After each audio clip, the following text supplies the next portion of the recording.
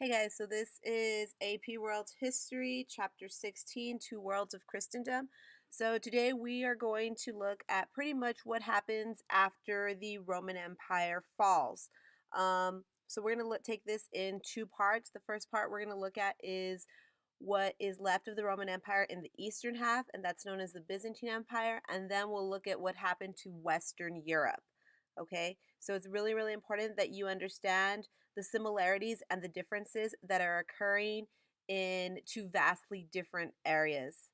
So let's go ahead and get started. So it's going to start first with the quest for political order. And looking at this map is your first question. What factors explain the fragmentation of the Roman Empire? So if you look over here, all of this green section, this dark green section, this is the area we're going to talk about first, which is the Byzantine Empire. Okay. And then if you look over here to the western part of Europe, this is everything that is broken up from the Roman Empire. But first, again, we're going to start with this screen with the Byzantine Empire. And if you look at the map, it says Franks, Visigoths, the Saxony. So pretty much that the Vandals down here. So pretty much that would suggest that on the western half of what was once the Roman Empire, there were a lot of invasions from different groups of people, and that is what assisted in ending the Roman Empire. Those were the external forces, to be more exact. But for now, we're going to look at this side, at the Byzantine, because this side was able to sustain itself and kind of keep out those forces more successfully than the Western half did. Okay, so the early Byzantine Empire, it starts with the city of Constantine. So the city of Constantine will be economically sound capital known as Constantinople. So what happens is that the Emperor Constantine, he's the one that converted to Christianity. He sees, kind of what's happening on the western half of Rome and pretty much says, you know what, we need to, for the success of the empire to maintain itself, we need to move the capital, and we needed to move it to the east. So they move it into the Byzantine, into the eastern part, and they call the capital, he names it after himself, Constantinople. And they do this because, like I said, it's the wealthiest and most productive region of the Roman Empire at the time. And it was all about location, location, location. So based on where it was located, it had closer access to more trade routes. It was closer to India. It was closer to seaports. It was closer to the Indian Ocean basin. It was closer to China and the in Southwest Asia, Central Asia, East Asia. So it was all about location in order to make it more sustainable and keep the success it had. It was also architecturally wealthy as well. When they moved to the Byzantine, when they moved Constantinople to the Byzantine Empire, what will become the Byzantine Empire, um, they build a lot of well known architecture. Okay, so by them moving the capital to Constantinople to the east, this will pretty much end the Western Rome, the Western European rule, and it'll pretty much just leave the Byzantine Empire as what's left of the Roman Empire. I know it's a little bit confusing, but just think that Western Europe falls, it breaks up into a bunch of pieces, but on the east, the Byzantine Empire, also known as former Roman Empire, it survives. So Caesar Papism was this idea of was a secular lord, but also played a role in church affairs. And the reason for this is because Constantine, when he converted, he pretty much said, you know what, I'm not a god. There's a god before me, above me. And because of that, it's almost like he relinquished some of that divine power that a lot of people thought that the emperor had. So they came up with this idea of Caesar Papism, which pretty much said that, yes, I am, an emperor here, but I will also play a role in what the church decides. And this was going to create a lot of conflict. And the church will become more of a state church, meaning that if you're in this empire, this is the official religion of the church. In terms of Justinian and Theodora, Justinian was one of the emperors of the Byzantine Empire. Very well known emperor. He actually wanted to kind of restore the Roman Empire to its greatness. And for a time, he was able to conquer lands that they lost. But because he didn't have a strong enough military in the West, he was unable to keep them. He also was a very devout Christian, and he built the Hagia Sophia, which is this image in the background, as kind of a way to show the prominence of the church. And it's probably one of the most important Christian architectures even to this day. Later on, though, when the Muslims come in and take over the Byzantine Empire, it will turn into a mosque. But in the beginning, it was created for the purpose of showing the prominence and the architectural beauty of the church. Another major thing that will have a lasting effect is Justinian's code. He pretty much codified all of the Roman law. He simplified it, made it easier to read, easier to understand. And these law codes are things that we still use not only in Europe, but we also use them today in the US as well as in Japan. So it was influential and had that long lasting effect because they are ideas that are still used today, like the idea of innocence till proven guilty, or having a trial by jury, or being able to present evidence in your court case. So, Hagia Sophia, Justinian's Code, very long lasting effects on history.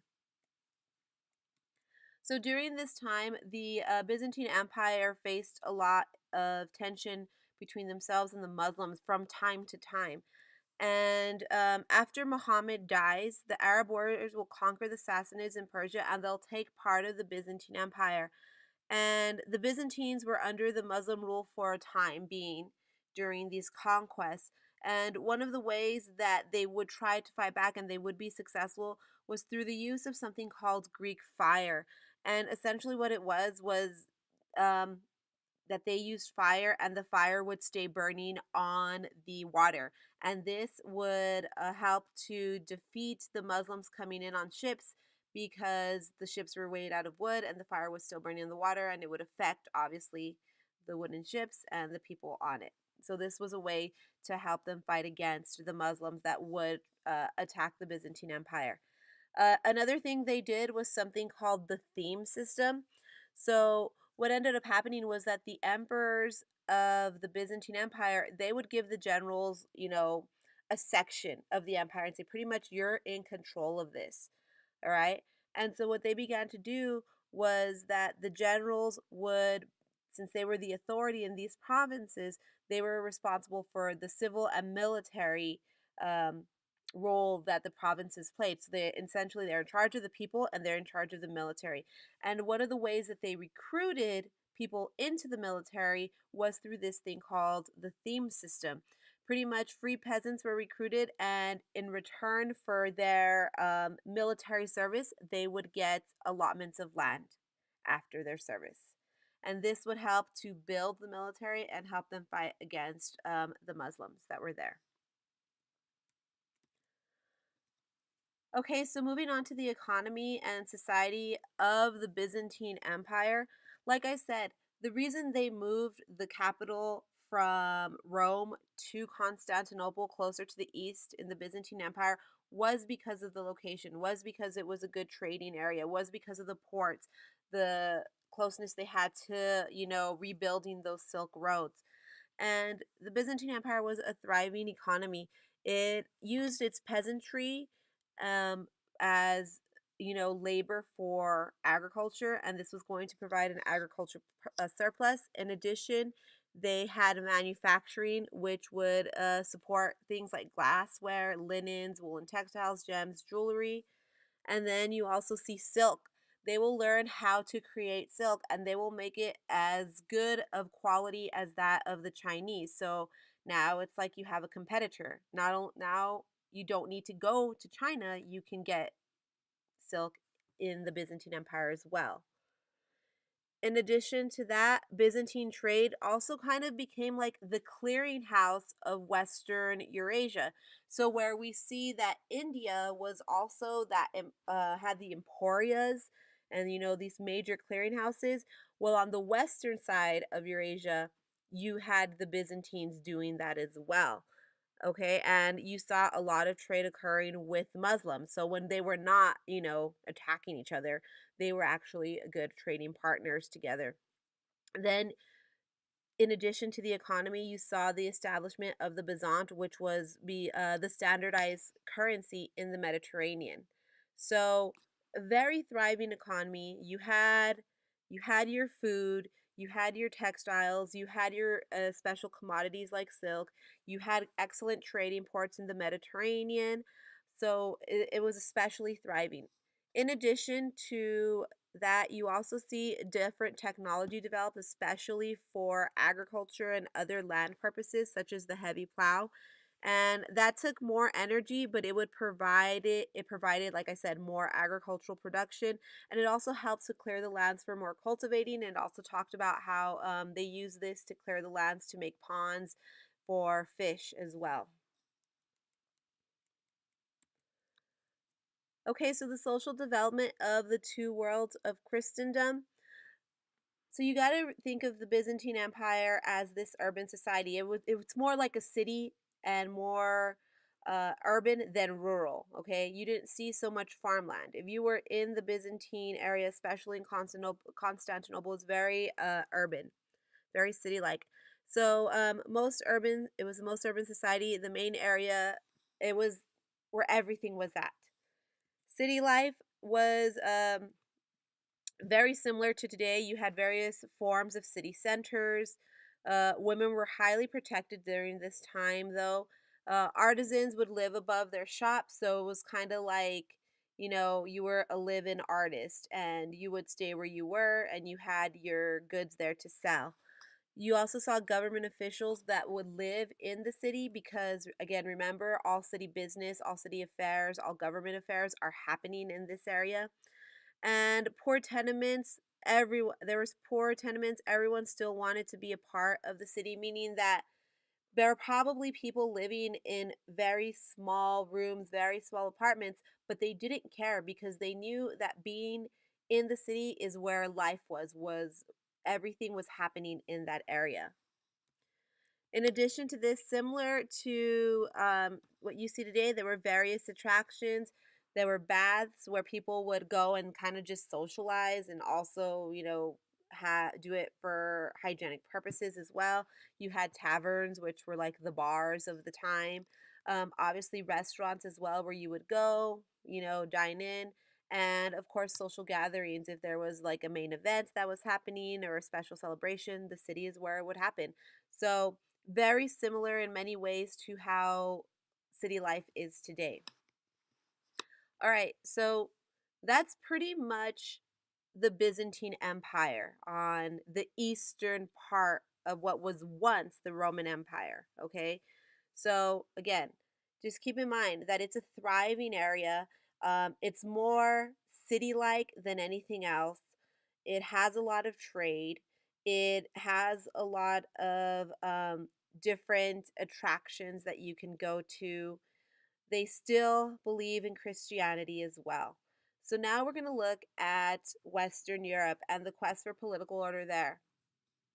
So after the Roman Empire on the west falls, it kind of breaks up into a bunch of different little kingdoms, you could say. And you had the Germanic kingdoms, and they were in the Roman areas, but they also adopted Christianity and they adopted Roman laws. So even though these people that invaded the West, um, even though they were not necessarily Christian, they will convert to Christianity, they will adopt Christianity. So the Franks, this is one of those people, and they were military and political power in Western Europe during this time.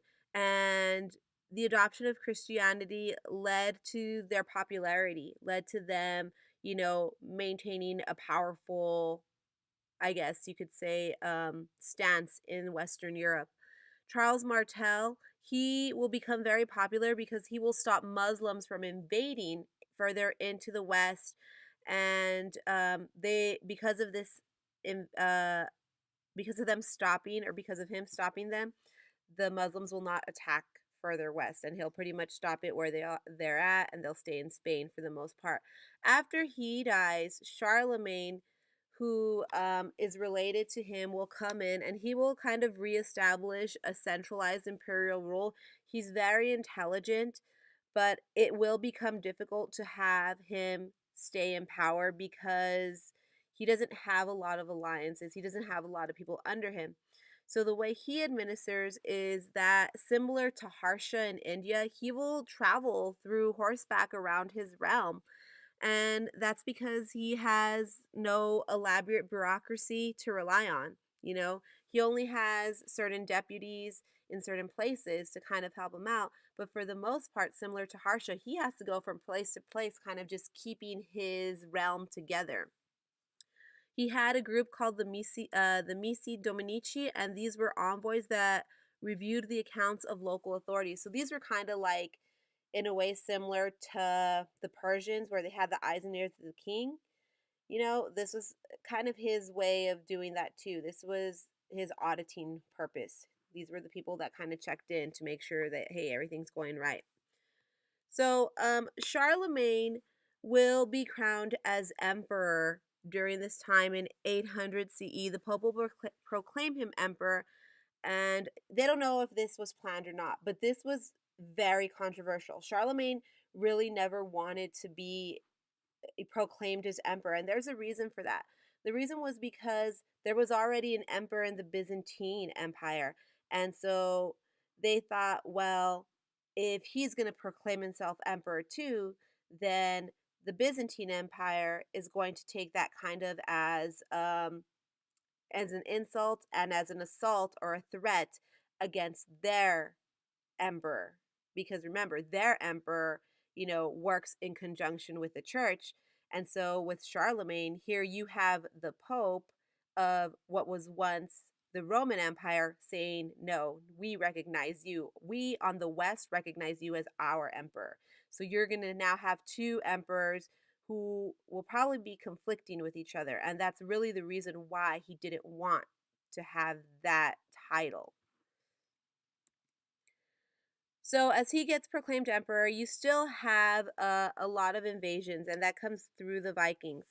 So after Charlemagne dies, he will have his son come in, Louis the Pious, and his son will unfortunately lose control of local authorities, meaning that he just can't keep people together, right? Everything that Charlemagne did will become lost, essentially, and it will end the realm. And so what ends up happening is that Louis' sons, they kind of split the empire between them, and they warred a lot against each other because they were kind of like, well, no, this part of the land is mine. And, another son would say, no, it's my land. And so, again, that did not help in creating a centralized land, a centralized rule. In addition to that, what also doesn't help is that you have the invasions of the Magyars and the Vikings as well. And they're coming from the north and the south. The Vikings are coming from the north. They're the Norse people. And, they go in and they will especially attack Britain. Britain was probably their favorite place to attack. They would use these long boats, which were really shallow boats that could go further into the land and attack further in and just take stuff. And they attacked settlements, cities, and monasteries. They were never there to necessarily settle down, but rather to pillage and plunder. So you have, sons who are vying for land and warring with each other. You have invasions from the north and the south. And this is going to lead to the devolution of political authority. So devolution is important because it's the opposite of evolution. Okay, evolution is progression and change and that kind of thing. Devolution is kind of going backwards. And since the Carthaginians had no real protection, and the Carthaginians are those that were under the Charlemagne's rule, since they had no real protection, what ends up happening is that they will turn to regional and local protection. So pretty much what this empire that Charlemagne tried to establish and hold after his, grandsons and those sons pretty much ruined it, people are kind of like, what do we do now? What do we do now? Who's going to protect us? And they pretty much say, you know what? We need to rely on ourselves. We don't have a king anymore. We don't have this emperor essentially anymore to take care of us. We need to rely on ourselves. So it turns to that regional and local protection. And it made it difficult for true imperial rule because now that you had regional and local protection, you had people in each region kind of saying, well, I'm the king of this region and I'm the king of this region. So you're not going to have that true rule. So the economy and society of early medieval Europe, Western Europe, it's the idea of feudalism, okay? And it's the most basic idea that you could probably understand. So you're going to have the king at the top who owned all the land in the country meaning like their little region. And he made the laws. He gave an area of the land called a fief to the rich lords and nobles.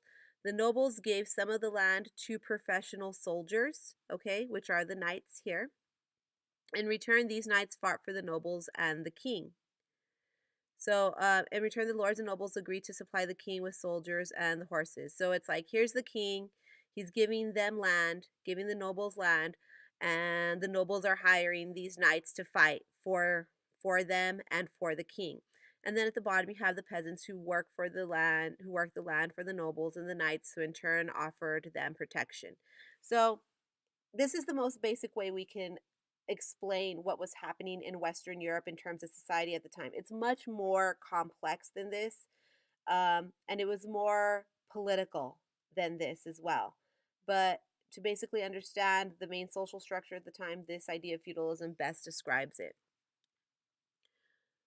So, Western Europe, the economy, even though they did not have this bustling, thriving economy the way that the Byzantines did, they still did trade. And the trade was, again, more local.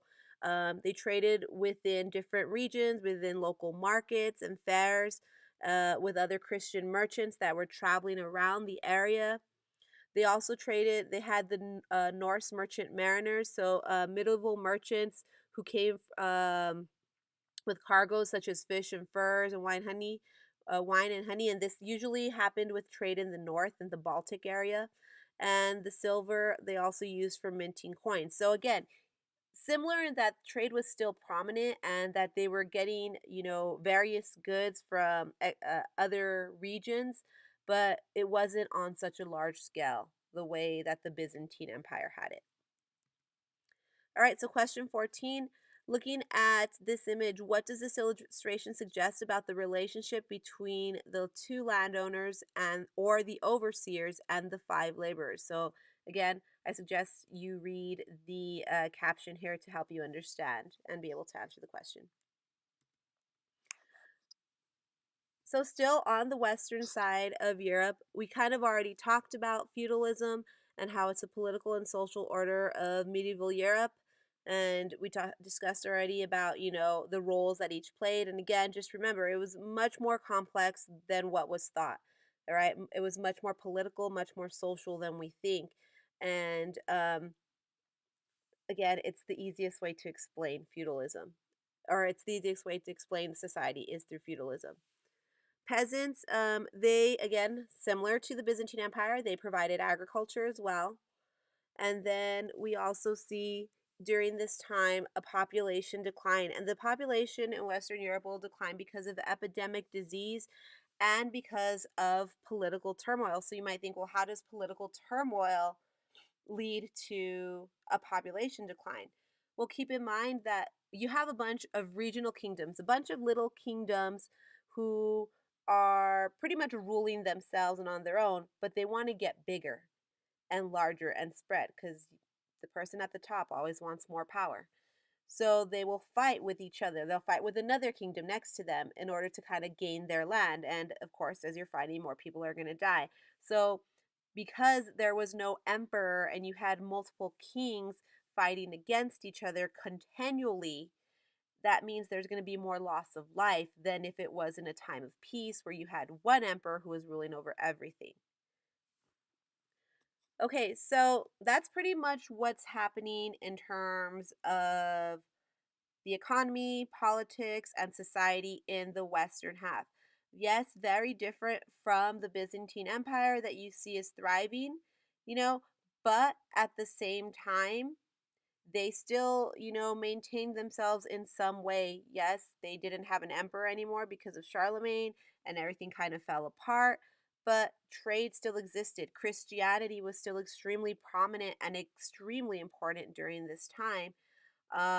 So the question that you're going to be presented with is, this time in Western Europe alone was known as the Dark Ages, and this time in the Byzantine Empire. During this time, they're both known as the Dark Ages, but the question is, was it really the Dark Ages, this time period of Europe?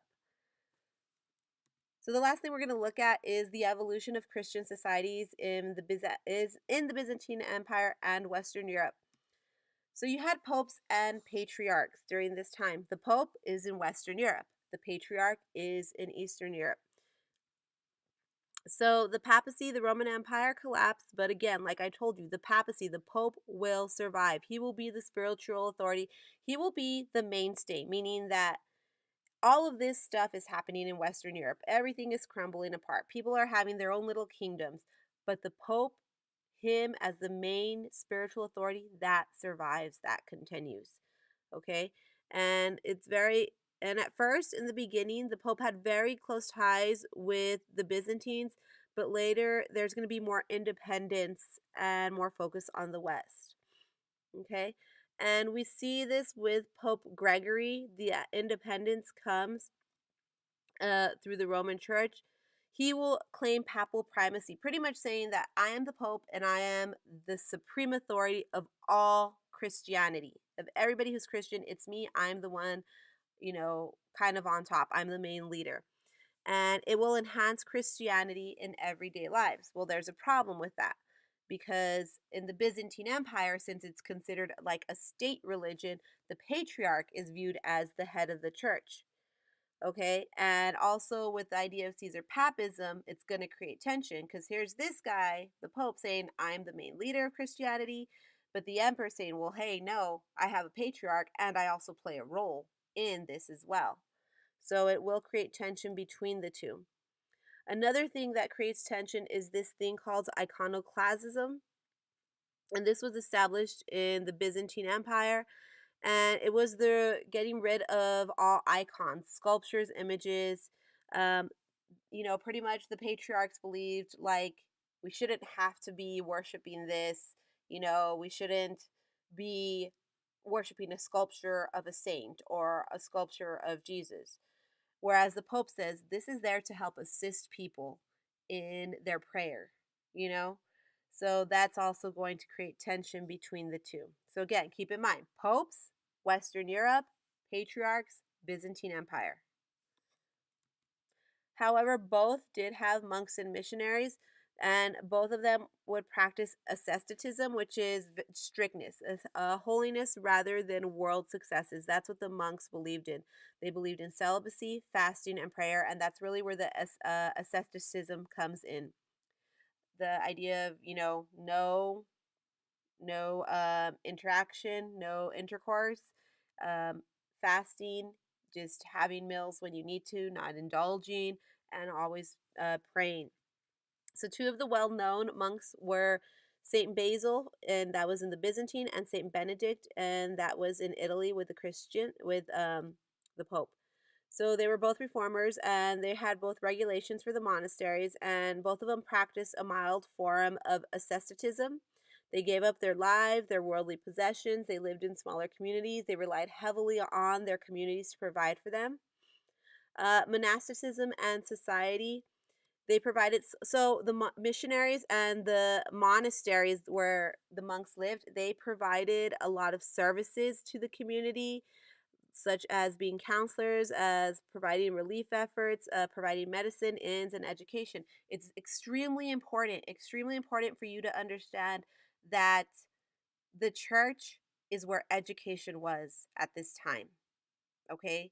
Um, Even the emperors, the leaders of these kingdoms in the West and in the Byzantine Empire, even they themselves were not necessarily as educated as the monks in these churches. They they were extremely educated, the monks, and you went to them. If you wanted to learn how to read, to write, you became a monk because you would not find it anywhere else. And then, of course, missionaries sent out by the Pope to persuade the Germanic kings to adopt Christianity. We also saw that. Okay, the two churches.